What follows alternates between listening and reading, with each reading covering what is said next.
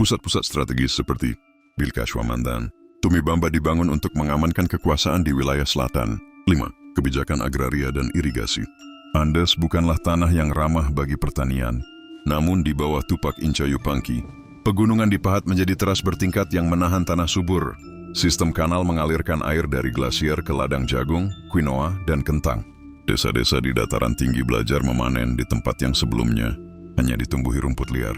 Kebijakan ini memberi kekaisaran surplus pangan, memungkinkan ekspansi militer berkelanjutan tanpa kelaparan.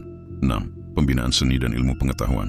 Masa pemerintahannya adalah zaman emas seni tekstil dan logam.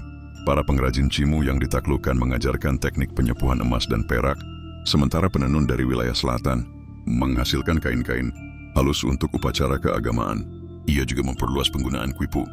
Sistem tali simpul yang digunakan bukan hanya untuk akuntansi, tapi juga sebagai arsip sejarah dan silsilah. 7. Pelopor diplomasi dan integrasi. Tupac Inca Yupanqui memahami bahwa pedang tidak selalu lebih tajam dari janji. Banyak penguasa lokal yang diajak berdamai, lalu diikat dengan perkawinan politik. Putri bangsawan setempat dibawa ke Cusco bukan sebagai tawanan, tapi sebagai ratu sekunder yang memastikan kesetiaan wilayah mereka. Dengan cara ini, perlawanan bisa dicegah sebelum terjadi, dan integrasi budaya berjalan alami. 8. Penerus yang dilatih dengan cermat. Sejak kecil Huayna Capac dibentuk untuk menjadi penerus yang tangguh.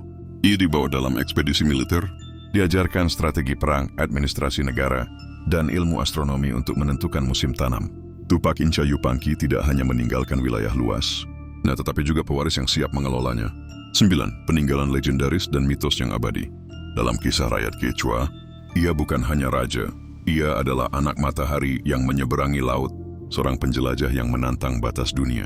Cerita-cerita tentang pelayarannya, penaklukannya, dan kebijaksanaannya terus diceritakan di desa-desa Andes hingga berabad-abad kemudian. Bahkan ketika imperium telah runtuh. 10. Inspirasi perlawanan melawan kolonialisme.